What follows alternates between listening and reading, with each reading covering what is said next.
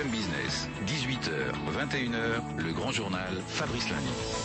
Et pendant une heure, une question toute simple. Les Chinois vont-ils racheter l'industrie française? Je vais vous expliquer dans un instant pourquoi on se pose cette question ce soir sur BFM Business. On est pendant une heure avec des spécialistes. Xin-Kua Shu Pionchon, bonsoir. Bonsoir. Alors vous êtes associé responsable de l'activité China Business Service chez Ernst & Young. À côté de vous, un autre grand spécialiste de la Chine, Pierre Picard, bonsoir. Bonsoir. Pierre Picard, docteur en géopolitique, fondateur du CEDRIC, le centre d'études sur la Chine. Et puis notre doc, notre expert, Benaouda Abdedaïm, toujours très sérieux, très élégant. Rebonsoir Benaouda. Bonsoir. Alors oui, je disais, pourquoi on se pose la question ce soir, cette question, les Chinois vont-ils racheter l'industrie française? Nous sommes partis ce matin, une équipe de BFM Business, dans l'Eure-et-Loire, près de Dreux, très exactement à Tremblay-les-Villages. La société branchée, spécialisée dans des encres haute technologie, des encres à haute valeur ajoutée, est aux mains, depuis cette semaine, d'une entreprise chinoise, Kingswood, le plus important fabricant d'encre offset traditionnelle du pays. C'est une décision du tribunal de commerce de Chartres. Reportage sur place, donc à Tremblay-les-Villages, c'est dans l'Eure-et-Loire. Jean-Baptiste Huet, Jean-Étienne Gribling. De cette usine sortent chaque jour des tonnes d'encre qui sont ensuite utilisées par les imprimeries. Vous allez pouvoir les retrouver sur des emballages, des prospectus, des plaquettes, des pots de yaourt. Branché est une PME familiale créée en 1870. Elle a été touchée de plein fouet par la crise dès 2008. Presque le schéma classique, baisse des commandes, augmentation des matières premières. Le coût de la résine, par exemple, indispensable, a été multiplié par 10. Enfin, les banques, elles ont coupé purement et simplement le robinet du crédit. Un deal mutuellement profitable puisque le repreneur amène des matières premières moins chères, ouvre la porte du marché asiatique. Mais n'y a-t-il pas un risque que la technologie française soit siphonnée, puis l'entreprise abandonnée? Nick Wu est le président de Kingswood. Branché est une marque très connue qui a 170 ans d'histoire. Nous avons juste 10 ans.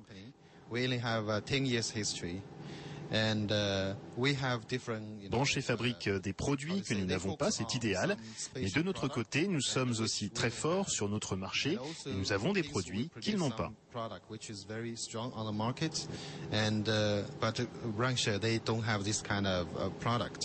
Hors caméra, on nous confie que c'est un partenariat qui est fait pour durer. La reprise, elle, est accueillie avec soulagement à Tremblay-les-Villages. 82 salariés sur 120 sont conservés. Les agences de Lyon, Nantes, Angoulême ainsi que la filiale polonaise sont également sauvées. Alors c'est vrai qu'habituellement, ce sont des grands groupes chinois qui viennent au secours de petites entreprises ou d'entreprises françaises. La différence qu'on a avec Branché, c'est que c'est une PME chinoise de la même taille que Branché qui vient au secours d'une entreprise française. Voilà, reportage donc à Tremblay-les-Villages près de Dreux, dans l'Eure-et-Loire, donc pour BFM Business, Jean-Baptiste Huet, Jean-Étienne Gribling, Pierre Picard, Xin-Kua Shu Pionchon. On a entendu donc, on va revenir dans un instant, les raisons pour lesquelles les Chinois viennent mettre la main sur les entreprises françaises, mais ils ont raison d'être aussi confiants là-bas, les employés français. Je vais voir le mal, peut-être, où il n'est pas. Est-ce qu'un jour, eh bien, cette entreprise chinoise, une fois qu'elle aura assimilé cette technologie, finalement, va dire, très bien, on ferme l'Eure-et-Loire et puis on retourne chez nous en Chine. Votre avis? En fait, ça c'est... c'est un vrai sujet qu'on entend tout le temps autour de moi ou des gens avec qui, des sociétés françaises ou européennes. Je me fais du cinéma quand je pose cette question ou pas? Mais je crois que vous avez donné un écho de la point de vue, je dirais, aujourd'hui populaire. Mais je dois dire que c'est une opération vraiment gagnante. Et aujourd'hui, la société qui a repris Branché, donc ils vont l'aider à ouvrir un nouveau marché en Chine. Et est-ce que demain, ou dans 5 ans ou 10 ans, ils vont fermer la boîte en France et de tout déménager en Chine? Bien sûr. Je ne crois pas, parce que l'Europe, c'est un marché très important pour les sociétés chinoises. Et je connais personnellement Nick Wu et son épouse. Ce sont des jeunes entrepreneurs très ambitieux, dynamiques. Ils voudraient vraiment avoir une société d'échelle mondiale. Ouais, alors Pierre Picard, oui, je vois le mal où il n'est pas. Écoutez, c'est bien au départ de se dire, est-ce qu'il y a du mal? Oui. Est-ce qu'on va nous faire du mal? Est-ce que... Voilà, bon, parce que déjà, nos entreprises ont déjà connu différents scénarios où effectivement on était là un petit peu pour pomper un petit peu la matière grise ou en tout cas les choses. Je crois vraiment, connaissant bien la Chine et l'énergie chinoise au regard de sa productivité, de ses envies d'investissement, qu'on est dans un schéma complètement différent, et bien sûr je globalise, par rapport aux interventions chinoises, notamment au regard des PME ou des grands groupes. Je crois que la Chine a une volonté d'investir, pas uniquement en France, en Europe et dans le monde, et qu'elle envisage des réels partenariats dans tous les secteurs. Voilà, des partenariats gagnants, ce que nous disait tout de suite Chin-Hua Chou-Pinchon. Ben Aouda Abdeldaïm, il y a eu quand même des exemples par le passé où on a pu se méfier, où on a des raisons d'être un petit peu sur la réserve? Si la question se pose, c'est qu'il y a déjà eu des cas de la sorte. Déjà, il y a cet énorme échec de TCL qui n'est pas parvenu à redresser les téléviseurs Thomson en 5 ans. Il y a le Cabanon, c'était un transformateur historique en Provence de concentré de tomates. Finalement, maintenant, il a été racheté en 2004. Quelques années plus tard, et il se contente de mettre en boîte du concentré venu d'Asie. Il y a aussi, plus grave encore, des détournements d'actifs. Plissorol, c'est un fabricant qui fabrique des panneaux en contreplaqué. Et bien, tout simplement, c'est un industriel chinois qui a repris l'entreprise. Il a détourné 600 000 hectares de forêt au Gabon, indispensable pour cette entreprise. Il y a un certain nombre de cas de la sorte qui peuvent amener les Français à s'inquiéter et peut-être ailleurs aussi. On va retrouver Ben Aouda Abdeldaïm dans un instant avec Pierre Picard, docteur en géopolitique, et puis Chin-Hua Chou-Pinchon d'Ernst & Young. On essaiera de savoir justement pourquoi les Chinois choisissent la France. Tiens, est-ce qu'ils choisissent la France particulièrement ou la France parmi d'autres, parmi l'Allemagne, parmi l'Italie? À tout de suite sur BFM Business.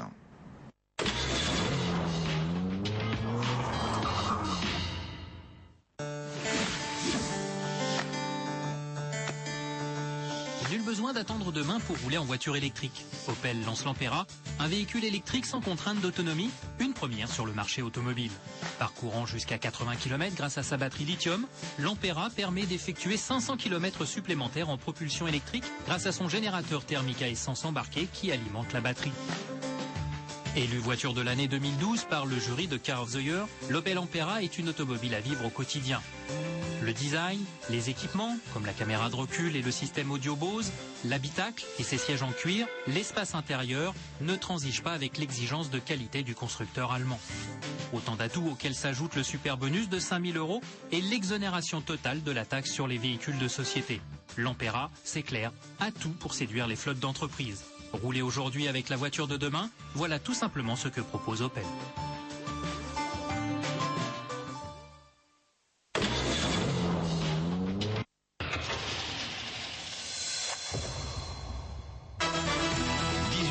21h, le grand journal, le premier quotidien économique du soir, Fabrice Lundi sur BFM Business. Les Chinois vont-ils racheter l'industrie française? Question qu'on se pose ce soir sur BFM Business. On était dans le département de l'Eure-et-Loire tout à l'heure avec Jean-Baptiste Huette qui nous racontait comment un groupe chinois a mis la main, il n'a pas fait de hold-up, c'est la justice française qui lui a confié les rênes, les clés de l'entreprise Branchet qui fabrique des encres de haute technologie. On est toujours avec Ben Aouda Abdeldaïm avec nous, notre expert sur BFM Business, Chin-Hua Chou-Pinchon d'Ernst & Young et Pierre Picard, docteur en géopolitique, auteur de La Chine dans 20 ans et le reste du monde. Alors, on voit les Chinois qui rachètent, par exemple, Sonia Rykiel, qui rachètent des châteaux dans le Bordelais, qui rachètent du cognac, cette fabrique d'encre.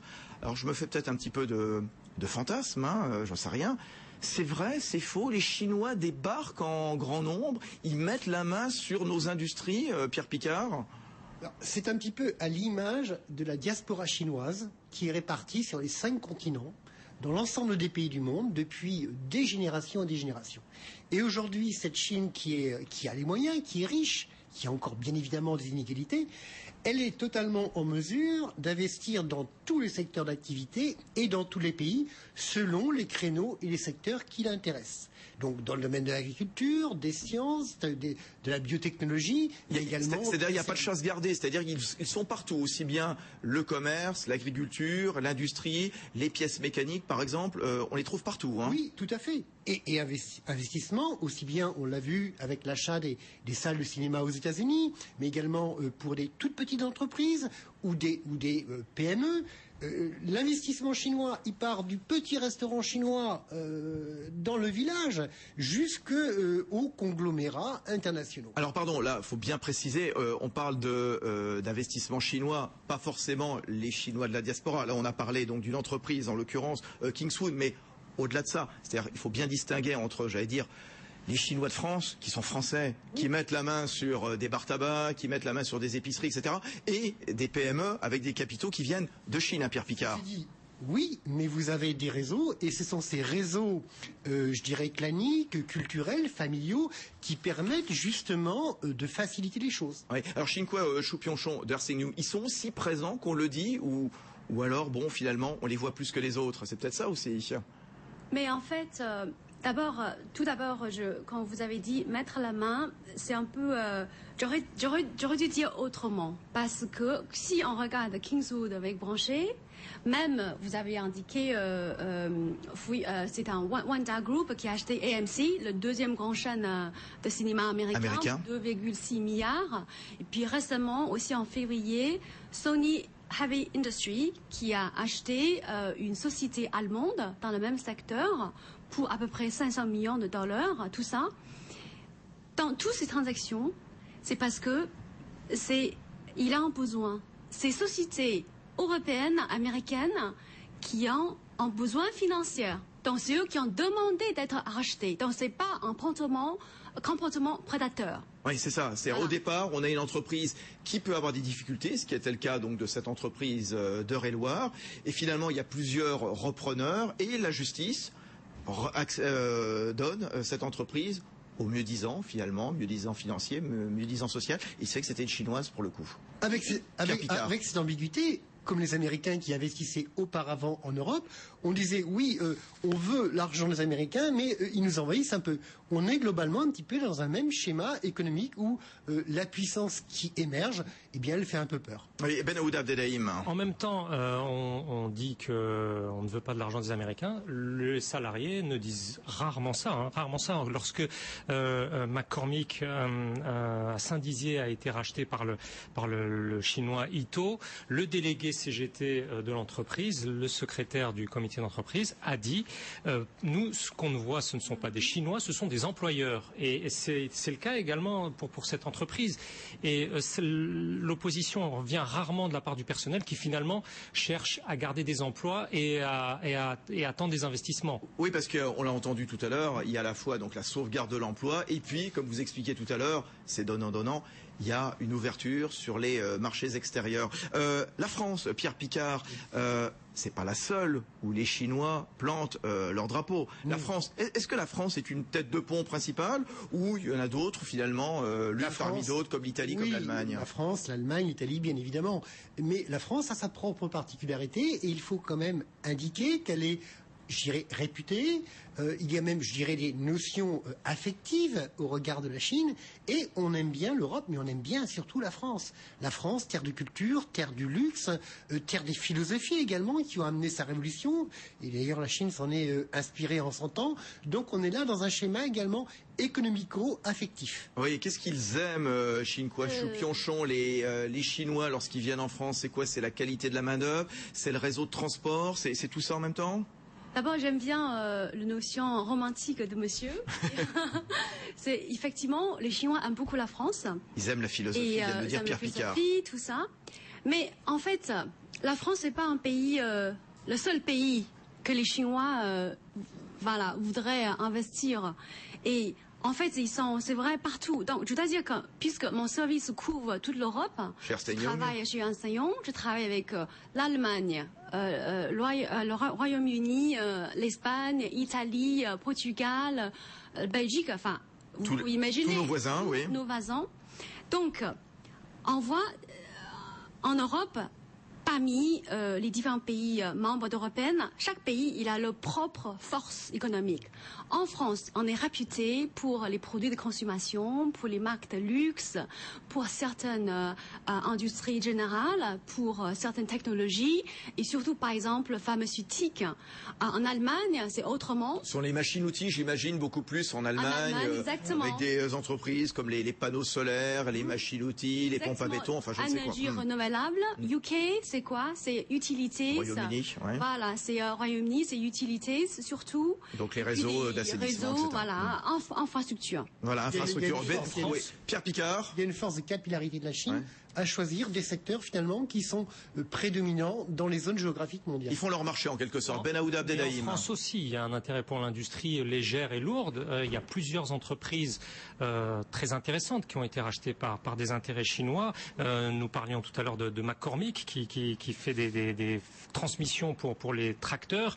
Il y a les moteurs Baudouin, des moteurs maritimes qui maintenant retravaillent des moteurs chinois. L'entreprise Weichai. Il y a NFM Technologies qui fournit des pièces mécaniques pour les grands ouvrages. Donc, ce n'est pas uniquement le romantisme et le bon Bordeaux qui intéressent les entreprises chinoises. On l'imagine et on verra dans un instant, eh bien, justement, comment ils sont accueillis, ces Chinois, donc, qui mettent la main sur l'industrie française. Et question, voilà, je commence à avoir des questions qui arrivent sur le site de BFM Business, notamment Monsieur Désignot qui me demande, oui, ils sont discrets, mais dangereux pour l'économie. Tiens, vous nous direz dans un instant s'ils sont dangereux pour l'économie. Et puis Emmanuel Le Chip nous rejoindra sur BFM Business, notre agitateur. À tout de suite.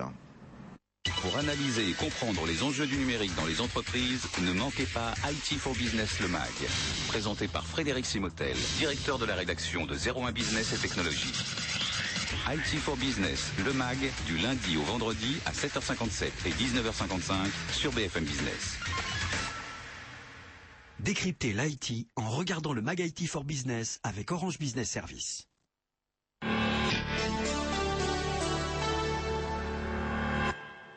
Une petite erreur sur le dossier d'un client peut vite se transformer en une lourde demande d'indemnisation. Avec Hiscox, votre client sera indemnisé et votre entreprise protégée. Hiscox.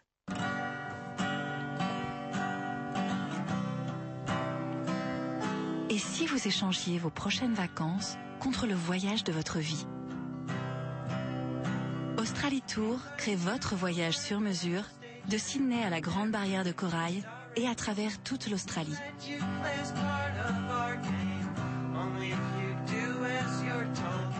Retrouvez les offres Australie Tour dans l'une des 500 agences Select Tour. Installer la téléphonie Keio dans votre entreprise, c'est choisir la flexibilité d'une gestion poste par poste, l'accès à des services innovants, la convergence de tous vos outils pour optimiser la performance de vos équipes. Keio, innovation pour la téléphonie d'entreprise.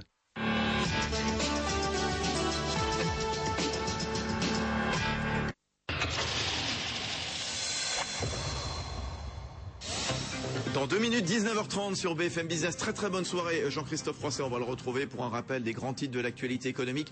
Auparavant, eh bien, le reste de l'information avec le sport, l'international, la politique. Marie Dupin. Et d'abord le tennis à Roland-Garros avec bien sûr ce match très serré et très tendu entre le dernier français en lice, Jo-Wilfried Tsonga, et Novak Djokovic en quart de finale. Jo-Wilfried Tsonga qui dispute le premier quart de finale de sa carrière à Roland-Garros et qui mène toujours 2-7-1 face au numéro 1 mondial. Les deux joueurs jouent en ce moment le jeu décisif de la 4e manche. Jean-Luc Mélenchon à l'Elysée, le président du Front de gauche, a été reçu tout à l'heure par François Hollande, comme tous les autres chefs de partis politiques cette semaine, tous sauf la présidente du Front National. Des consultations en vue du prochain sommet du G20 au Mexique. Cécile Duflot relance la polémique sur la légalisation du cannabis. La ministre du Logement plaide pour une dépénalisation. L'UMP dénonce une cacophonie et exige une clarification de la part du gouvernement. Luca Magnotta, incarcéré, le dépeceur de Montréal, a été présenté aujourd'hui à un magistrat allemand. Il ne s'opposera pas à son extradition au Canada. Il était l'homme de confiance de Liliane Bettencourt. Patrice Demestre va rester en détention. La cour d'appel de Bordeaux a rejeté sa demande de remise en liberté pour la 3e fois. Patrice Demestre, soupçonné d'avoir organisé un financement illégal de la campagne de Nicolas Sarkozy en 2007. La Russie pourrait-elle lâcher le régime syrien? En tout cas, Moscou se dit ouvert pour la première fois au départ de Bachar al-Assad. C'est donc une première depuis le début du conflit dans le pays. De grandes manifestations en Égypte sur la place Tahrir au Caire, mais aussi en province. Les ex-révolutionnaires protestent contre le verdict rendu contre Hosni Moubarak et plusieurs de ses proches. Et puis, dernier match de préparation avant l'Euro de football. Les Bleus rencontreront ce soir l'Estonie en match amical au Mans. Début de la rencontre à 21h.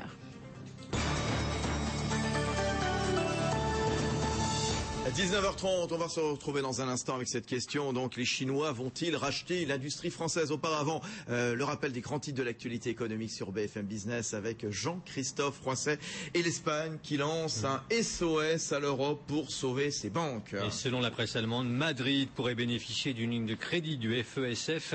Les ministres des Finances des G7 se sont concertés aujourd'hui en urgence. Une conférence téléphonique s'est tenue à la mi-journée. Selon le Japon, le G7 souhaite venir en aide à la Grèce et à l'Espagne, mais sans plus de précision. Puis après l'Espagne et la Grèce, c'est Chypre qui est en difficulté. Le gouvernement chypriote reconnaît qu'il existe une possibilité sérieuse que Chypre ait besoin d'une aide de l'Union européenne pour son système bancaire. Alors c'est officiel, on a les dates, 9 et 10 juillet pour la grande conférence sociale de l'Elysée. Jean-Christophe. Des dates données tout à l'heure par le Premier ministre qui a reçu les partenaires sociaux à Matignon. Jean-Marc Ayrault a reçu les organisations syndicales et patronales afin de définir le calendrier et les thèmes des négociations à venir, SMIC, salaire ou encore réforme des retraites. Le régime des auto-entrepreneurs pourrait être réformé. Le gouvernement va lancer une évaluation du dispositif. C'est ce qu'annonce aujourd'hui la ministre déléguée chargée du commerce et de l'artisanat, Sylvia Pinel. France Télécom face à ses actionnaires. L'Assemblée générale du groupe se tenait cet après-midi au Palais des Congrès de Paris. L'enjeu, c'était de rassurer les actionnaires, surtout après l'arrivée de Free sur le marché. Canal+ va-t-il mettre la main sur Direct 8 et Direct Star, les deux chaînes de Bolloré? En tout cas, le CSA y est favorable, moyennant quelques conditions. Cet avis a été transmis aujourd'hui à l'autorité de la concurrence. Et puis la disparition d'une grande figure de la finance française, le banquier d'affaires Antoine Bernheim est mort à l'âge de 87 ans. Il a également été le président de l'assureur italien Generali. Voilà, merci à tout à l'heure. Jean-Christophe Froisset, très bonne soirée. 19h32, on sera sur les marchés américains aux environs de 8h moins le quart avec Sabrina Cagliozzi, tendance positive pour l'instant. Pour le Dow Jones, plus 0,1%, le Nasdaq, plus 0,2%, le S&P 500, plus 0,2%. Les Chinois vont-ils racheter l'industrie française? Ça reprend tout de suite sur BFM Business. 18h, 21h, le grand journal, le premier quotidien économique du soir, Fabrice Lundi sur BFM Business. Ah oui, la question qu'on se pose maintenant depuis une vingtaine de minutes, les Chinois vont-ils racheter l'industrie française? On est parti d'une information de la semaine, hein, voilà, on était dans l'Eure-et-Loire tout à l'heure, près de Dreux, à Tremblay, donc les villages, avec une entreprise française familiale, hein, vieille entreprise qui fabrique des encres de haute technologie et qui a connu des difficultés financières comme bien d'autres PME, hélas. Le tribunal de commerce a donné cette entreprise à une entreprise chinoise qui fabrique également des encres offset, donc en Chine, bien connu, le chinois Kingswood. C'est le tribunal de commerce qui en a décidé ainsi. Le pavillon chinois donc flotte désormais, enfin au sens figuré, hein, évidemment, donc maintenant sur ce petit village tout à côté de Dreux. Du donnant tout à l'heure, nous disaient nos invités, finalement oui, l'emploi est sauvegardé et ça va permettre donc finalement à cette entreprise d'aller conquérir des marchés donc un petit peu partout dans le monde. Benaouda Daimi est toujours avec nous. Pierre Picard, docteur en géopolitique, auteur de La Chine dans 20 ans et le reste du monde. Et puis Chine-Quoi Chou-Pionchon, donc Ersten Young, hein, associé responsable de l'activité China Business Service. Une question toute simple finalement. Ces groupes chinois, comment est-ce qu'ils repèrent les cibles, donc comment est-ce qu'ils décident de jeter leur dévolu sur telle ou telle entreprise qui fabrique de l'encre, qui a des vignobles, je ne sais quoi encore. Alors, Pierre Picard. Ma collègue pourra donner son avis, mais la Chine n'est pas entièrement organisée. Si, la Chine, c'est l'énergie débordante de faire du business, de faire des affaires, et bien évidemment, également chez nous. Donc je crois qu'il ne faut pas avoir peur de la Chine. Mais également, il y a ces grandes entreprises qui ont des cellules d'intelligence économique et qui vont repérer les marchés dans le domaine des autoroutes, dans le domaine des infrastructures, et qui vont être effectivement à l'écoute des marchés et qui pourraient être peut-être aujourd'hui des modèles pour nos entreprises au regard de nos conquêtes. Elles sont très bien organisées, ces entreprises, c'est vrai. Alors peut-être aussi que les autorités françaises leur donnent un petit coup de main. Une agence gouvernementale comme l'Agence française pour les investissements internationaux, l'AFI, n'hésite pas aussi à solliciter, à informer, à prévenir des groupes chinois que, par exemple, une entreprise connaît des difficultés chez nous en France et que finalement, ça serait peut-être l'occasion d'aller mettre de l'argent chez nous, investir chez nous, Chine-Quoi Chou-Pionchon. Effectivement, AFI, il a un bureau à Shanghai, à Pékin. Donc, une vingtaine de personnes, ils voyagent dans la Chine entière pour justement attirer les investissements. Donc ça c'est je dirais plus de canaux. Comment les Chinois identifient les cibles, des sociétés à racheter ou sur lesquelles investir. Ça c'est un. Deuxièmement, comme monsieur a dit, il y a un diaspora chinois en France. Ce sont des gens qui sont très entreprenants, donc ils proposent... Donc ils se téléphonent, voilà. Voilà. Ils se préviennent mutuellement. Exactement. Troisièmement, je dirais, les sociétés chinoises aujourd'hui, ils sont très connectés à l'international. Ils participent aux trade shows, surtout dans leur secteur. Donc, ils connaissent très très bien le concurrent, le partenaire, le client, le fournisseur. Donc, ils se tiennent prêts et au moment donc où il y a une entreprise qui connaît des difficultés, qui est prête à être reprise, cédée, par exemple, ils arrivent, ils ont une très grosse puissance de feu. Ils ont un carnet de chèques, ce qui fait que devant la justice consulaire, le tribunal de commerce, souvent, ils obtiennent gain de cause, non? En fait, le carnet de chèques seul ne suffit pas. Ça, c'est sûr, parce que nous avons travaillé avec plusieurs sociétés chinoises en France et en Europe dans le même genre de, disons, la vente judiciaire. Vous vous souvenez bien Bright Food qui a tenté de reprendre Yoplait. Yoplait, on se souvient, ils ça l'ont avait fait offert vraiment ça en a fait prix. un psychodrame au niveau gouvernemental. Voilà, il a offert un carnet de chèques gigantesque par rapport à le concurrent, mais ils n'ont pas réussi. Donc là, au cas précis de Kingswood, vraiment, il a une stratégie très claire de vraiment garder l'emploi et puis en même temps de les aider à développer à l'international, surtout en Asie. Ben Aoud Abdelrahim, on se souvient de cette affaire donc Yoplait, c'était en plein été. Est-ce qu'on allait vendre nos bons yaourts français donc aux Chinois? Je crois que c'était Villepin qui était Premier ministre. Enfin, je sais plus. Enfin, en tout cas, c'était dans ces années-là. Hein. Oui, Yoplait et cette entreprise chinoise qui a eu l'intelligence de suggérer qu'elle ferait de Sodial son fournisseur essentiel. Et malheureusement pour cette entreprise, ça n'a pas fonctionné. Il faut aussi dire que les entreprises chinoises ont derrière elles un État qui a une stratégie diplomatique. La banque du commerce extérieur chinoise, l'Exim Bank, a consenti pour 35 milliards de dollars de prêts en 2010. On ne peut pas dire qu'il y ait beaucoup de banques de commerce extérieur en Europe qui aient une telle puissance de frappe et une telle panoplie de moyens pour financer des opérations extérieures. Emmanuel Le Chypre est avec nous évidemment comme tous les soirs, notre agitateur, un peu notre procureur également. Bonsoir Emmanuel. Bonsoir. Bon, les entreprises chinoises, elles sont les bienvenues en France pour venir comme ça, nous racheter nos entreprises, nos industries? D'après ce que j'ai entendu déjà de ce qui a été dit, il y a effectivement, le problème c'est qu'il y a plusieurs catégories, il y a plusieurs cas de figure. Vous avez les cas de figure où effectivement vous avez exactement les mêmes motivations que n'importe quelle entreprise qui viendrait, c'est-à-dire avoir besoin de trouver un débouché, avoir besoin de nouvelles technologies, et les entreprises chinoises ne savent pas tout faire, donc elles ont besoin aussi de nos technologies. Ce qui pose problème avec la Chine, et il faut le dire quand même, c'est d'abord la question sous-jacente à tout ça, qui pose problème avec la Chine et qui ne pose pas problème avec des autres pays. C'est est-ce que les Chinois veulent notre peau? C'est ça la question. C'est est-ce que par rapport à des pays dont on sait qu'ils ne sont que des concurrents, est-ce que la Chine ne veut pas, en gros, ne recherche pas une hégémonie et ne veut pas finalement, en quelque sorte, pas nous détruire, mais disons qu'elle ne veut pas nous nuire. Et quand on regarde un petit peu ce qui fait la spécificité de ce pays, qui est quand même une dictature, c'est quand même très compliqué. Objectivement, quand vous faites du commerce avec l'Inde, c'est pas la même chose. La Chine est une dictature. Les 2/3 des dirigeants d'entreprises, des grandes entreprises chinoises, sont membres du parti communiste. Et ce qui fait peur, c'est cette espèce d'armée de stratégie organisée de façon quasi arachnéenne, si vous voulez, pour partir à la conquête du monde. Alors, ça relève d'intentions commerciales très bonnes. On voit bien très clairement qu'aujourd'hui, dans la stratégie des entreprises chinoises, par exemple, il y avait ce pays qui était au cœur de la production mondiale, et on voit bien qu'aujourd'hui, malheureusement, les producteurs ne s'accaparent qu'une petite partie des marges.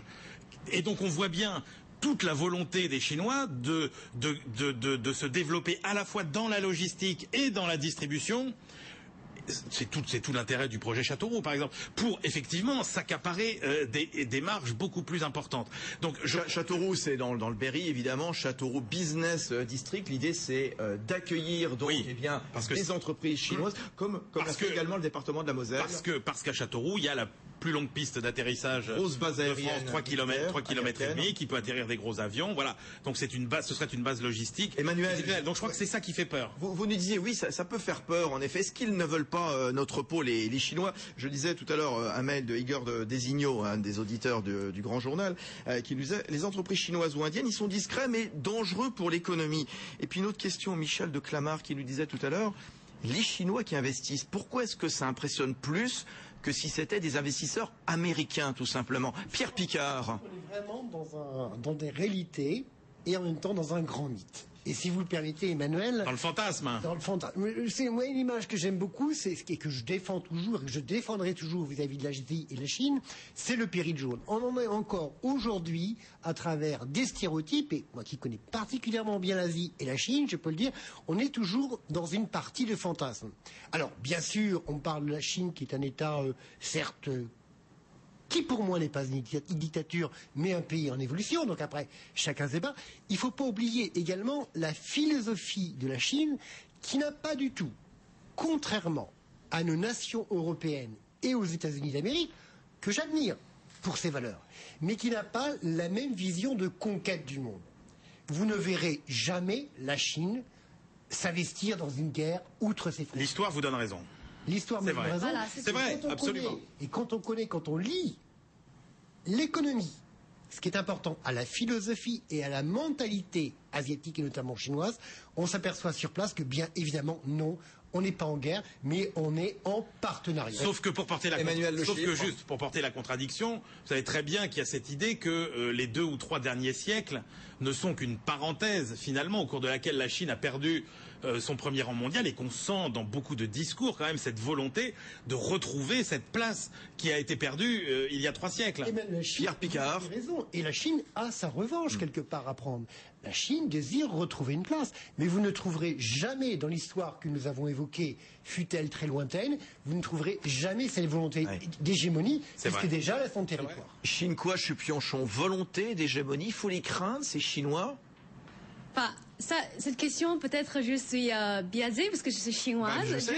C'est pour ça que je vous la pose. Parce que, comme monsieur a dit, si vous lisez l'histoire de la Chine pendant 5000 ans, jamais on a envahi personne. Ça, c'est premièrement. Deuxièmement, vous avez tout à l'heure dit la Chine, c'est une dictature. Ça, c'est un mot intéressant. Je crois que c'est une étiquette. Mais en réalité, vous savez, en 2011, une institut américaine qui a fait une enquête sur Happy Index, parmi 60 de pays, la Chine, c'est le peuple le plus heureux aujourd'hui parce que le niveau de vie a augmenté d'une manière...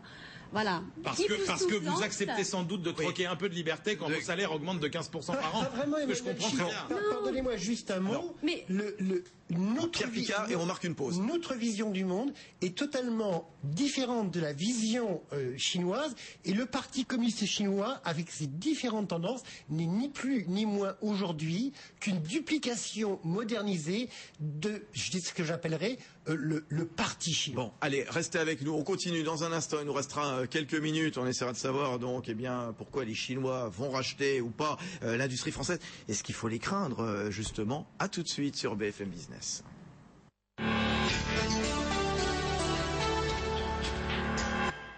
Vous dites que vous n'avez toujours pas reçu le chèque. Ah, mais c'est normal, hein. C'est parce que je ne vous l'ai pas envoyé.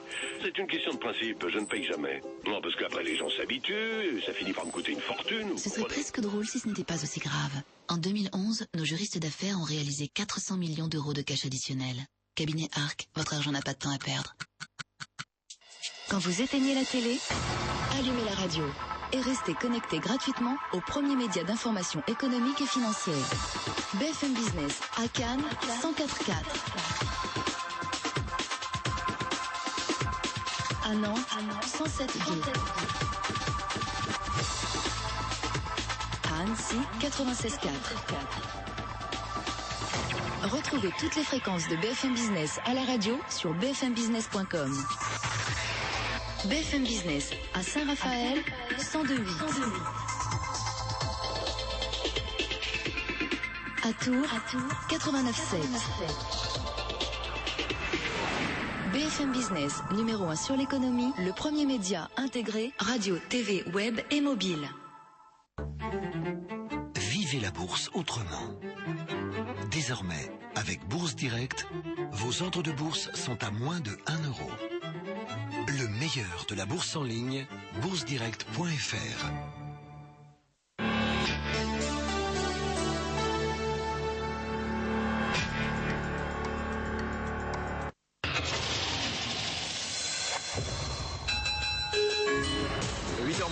New York en direct avec le Nasdaq où s'est installée donc évidemment Sabrina Cagliozzi pour BFM Business. Les indices sont dans le vert. On est à 2h15 de la cloche. Et oui, avec un Dow Jones qui grimpe de 0,2%, très exactement, 12 129 points. Le S&P 500 prend 0,4%, de même que l'indice Nasdaq. Des opérateurs qui réagissent essentiellement à la publication de l'ISM des services, avec un indice qui est ressorti au-dessus des attentes sur le mois de mai et en amélioration par rapport au mois précédent. De quoi soulager après les nombreuses déceptions sur le front de l'économie américaine. Avec aujourd'hui du côté des valeurs qui se distinguent, les financières qui se reprennent après avoir été massacrés sur les précédentes séances. JP Morgan plus 3% alors que les pertes de trading sont estimées aujourd'hui à 4,2 milliards de dollars, des pertes qui avaient été annoncées le mois dernier. Bank of America plus 2,5%. Beaucoup d'acquisitions dans des secteurs différents aujourd'hui, avec Starbucks qui met la main sur la boulange, une sorte de pain quotidien pour 100 millions de dollars. C'est sa plus grosse acquisition. Les opérateurs sont sceptiques. Le titre perd un petit peu plus de 3%. Voilà, et puis la bourse de Paris, le CAC 40 qui gagne un petit peu plus de 1% ce soir, 2986. Et puis selon Die Welt qui sort demain, des responsables européens envisagent de proposer à l'Espagne une ligne de crédit du FESF afin de lui permettre d'assainir son secteur bancaire. Vous savez, l'Espagne au cœur de toutes les préoccupations ce soir. Comment va-t-elle s'en sortir et peut-elle s'en sortir seule pour sauver son secteur bancaire? On y reviendra à 20h avec Jean-Christophe Roisset dans le journal de l'Écho. Très bonne soirée à tous. Il est 19h47 sur BFM Business. 18h, 21h, le grand journal, le premier quotidien économique du soir, Fabrice Lundi sur BFM Business.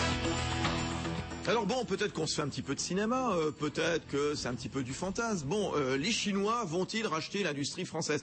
C'est notre problématique, notre thème ce soir. Benaouda Abdelrahim, juste un mot.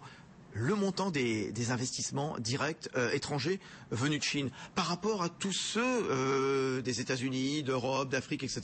On se rend compte que finalement les investissements directs étrangers, pour reprendre le titre d'une étude parue du département des études économiques de la Société Générale, c'est beaucoup de bruit pour rien. Parce qu'en termes de stock des investissements directs étrangers chinois par rapport à ceux du Brésil ou de l'Inde, c'est 5%, l'équivalent de 5% du produit intérieur brut chinois. C'est 6% pour l'Inde, c'est 9% pour le Brésil. Et lorsqu'on décompose au sein des investissements directs étrangers, qu'est-ce qui compte dans leurs investissements directs étrangers? Pour les 3/4, c'est Hong Kong, les îles Vierges britanniques et les îles Caïmans. Je vous laisse deviner pourquoi. Donc finalement, la fiscalité. Tout ce qui est en dehors de Hong Kong et des paradis fiscaux, c'est 25% de ce stock. Et la part des Chinois chez nous en France en investissement direct étranger? Ah, j'ai oublié le chiffre. Bon, c'est pas grave, ça va peut-être revenir, c'est pas grave. Benaouda, je vous piège. Emmanuel Le Chypre. Alors, c'est grosso modo à peu près 150. Alors, c'est 23 projets par exemple en 2011. C'est à peu près 150 entreprises de Chine continentale qui sont présentes aujourd'hui en France, et c'est à peu près 6000 emplois qui sont des emplois créés en France. Voilà. Et encore une fois, faut bien distinguer, par exemple, ce qu'on a beaucoup évoqué, c'est-à-dire les rachats d'entreprises françaises mal en point, etc. Et puis vraiment les entreprises chinoises qui viennent s'implanter en France parce qu'elles viennent y chercher de la technologie, elles viennent y chercher la position centrale géographique de la France en Europe, etc., etc. C'est fait partie des cas de figure différents. On a vu tout à l'heure, et vous avez cité l'exemple de Châteauroux Business District. On pourrait citer également l'exemple de la Moselle, où 3000 emplois vont être créés en Moselle, avec 2000 entreprises chinoises représentées, donc très rapidement, je crois que c'est l'an prochain ou en 2014. Est-ce qu'il y a un particularisme chinois, Emmanuel Le Chypre? Est-ce qu'ils vivent en autarcie sur les territoires? Est-ce qu'ils contribuent à l'économie locale? Par exemple, tiens, comparons avec le japonais Toyota à Valenciennes. Alors, c'est sûr que c'est l'ambition du projet Castelroussin. Il faut voir que le tapis rouge qui a été déroulé aux investisseurs chinois est absolument vraiment royal. Alors, l'engagement qui a été pris, c'est qu'effectivement, les Chinois à Châteauroux créent au moins l'équivalent de 4000 emplois de droit français.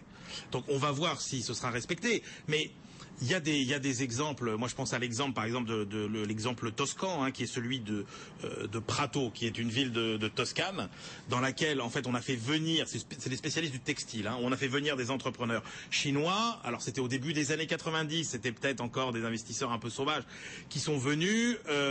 En fait, on pensait que ça allait créer des emplois locaux, et en fait, pas du tout. Ils ont fait venir tout le textile de Chine pour mettre Made in Italy. Ça a ruiné tous les sous-traitants de textile de la région, ça a provoqué des afflux de travailleurs clandestins considérables. Bref, ça a tourné au cauchemar. Donc, c'était peut-être il y a 20 ans, c'était peut-être les débuts. Alors justement, Chine-Quoi Chupionchon d'Erseignioung, ça a changé depuis? Ce point est très important parce que tout à l'heure, monsieur a aussi évoqué 2-3 échecs. Il faut savoir, dans l'histoire de la Chine qui s'appelle Go Global, vers international, l'histoire est très très courte. Il y a 10 ans, la Chine est devenue membre de l'OMC en 2001. Donc l'investissement chinois commence vraiment à la veille de cette date. Donc vous avez évoqué tout à l'heure, c'est la première phase d'investissement de la Chine à l'international. Ça veut dire de 2001 jusqu'à 2006. Ce sont le premier vague des gens, il n'y a pas d'expérience. La Chine a été enfermée pendant des siècles, et notamment surtout sous Mao. Donc les gens n'ont pas d'expérience. Voilà. Donc ils sont des victimes de leur manque d'expérience. Donc pendant cette époque, c'est vrai, ce sont des pionnières, ils sont vraiment admirables dans leurs efforts, mais ils ont échoué. Mais aujourd'hui, Kingswood, c'est une nouvelle génération d'entrepreneurs. Alors Kingswood, c'est ceux qui ont repris donc cette entreprise branchée dans l'Eure-et-Loire, entreprise d'encre. Par exemple, Fousson qui a acheté, il a une participation. Fousson, c'est dans le Club Med. Voilà, Club Med. Tous ces gens-là, je les connais personnellement. Ce sont des gens qui sont éduqués à l'étranger, qui sont des entrepreneurs, des doctorats, des masters, enfin les gens bien éduqués, ils ont une vision du monde. Voilà, vous nous rassurez. Pierre Picard, docteur en géopolitique. C'est une image, c'est une métaphore. La Chine, c'est un petit peu comme un adolescent qui grandit très vite. Et donc, qui fait des conneries, qui trébuche. Voilà, exactement, ça leur arrive. Et donc, effectivement, si on se rapporte aux années 90, 2000, voire même 2005, voire même 2010, aujourd'hui, on est, en tout cas demain, en 2013, et c'est complètement différent. Alors oui, Emmanuel Le Chip, juste une question là, Jean-Roger de Suresnes. Demain, voilà, on a parlé de PME. Est-ce que demain, ils vont changer de dimension et mettre la main sur de gros fleurons mail sur BFM Business, Emmanuel? C'est forcément dans la logique des choses. On va voir inévitablement des grands investisseurs chinois monter au capital de très grands groupes français. Là encore, ça n'a pas de... Je veux dire, aujourd'hui, il faut bien voir que dans tout un tas de secteurs maintenant technologiques, les Chinois sont les premiers du monde. Dans les technologies vertes, ce sont les premiers du monde. Donc nous avons des choses à apprendre avec eux. Moi, ce qui me dérange finalement, c'est dans ces pratiques de business où, par exemple, il faudrait aussi aborder le sujet de la réciprocité. C'est-à-dire que on voit que depuis maintenant ça fait plus d'un an, un an et demi, qu'on voit clairement que les conditions qui sont faites aux entreprises occidentales en Chine sont en train de se durcir drastiquement, qu'on pourrit la vie aux entreprises françaises et que on a vraiment ce problème qui est qu'on serait très heureux de les accueillir chez nous à condition qu'on puisse autant aller chez eux. Allez, Pierre Picard, un mot court. C'est bien ce que vous dites et c'est un vrai débat. Ouais. Il faut que demain, nos rapports soient plus harmonieux et notamment les termes que vous avez évoqués, j'en suis absolument persuadé. Nos amis chinois doivent faire également des efforts. Chine-Quoi Chupionchon d'Erseignioung. Voilà. Vous savez, la Chine, chaque 5 années, le gouvernement, il forme un programme de plan de quinquennat pour le développement des priorités économiques. Donc, aujourd'hui, ce que vous avez dit, il a adouci les conditions d'investissement des sociétés étrangères. Dans certains secteurs, oui. Surtout certains secteurs polluants, oui. Parce que pourquoi ils font pas chez eux, ils viennent à la Chine pour mettre leurs poubelles. Mais dans des secteurs comme high-tech, IT, logistics, certains secteurs, l'énergie renouvelable, se sont encouragés, se sont même subventionnés par l'État. Vous voyez, donc il faut distinguer les différents classements d'investissement. Voilà, merci en tout cas Xinhua Xiuponchon, donc associé responsable de l'activité China Business Service chez Ernst & Young. Pierre Picard, donc à la tête du CEDRIC, le centre d'études sur la Chine, auteur de La Chine dans 20 ans et le reste du monde. Ben Aouda Abdedaïm aussi avec nous, notre expert. Emmanuel Le Chypre, l'agitateur. Et puis le mot de la fin peut-être pour monsieur Christophe Desbrosses qui nous a écrit sur BFM Business. Nous percevons les Chinois comme un danger, car si nous étions à leur place, nous serions nous-mêmes dangereux. Bien heureusement, la Chine ne possède pas notre vision belliqueuse du monde. C'est à méditer. Bonne soirée. 8h moins 5, Loïc.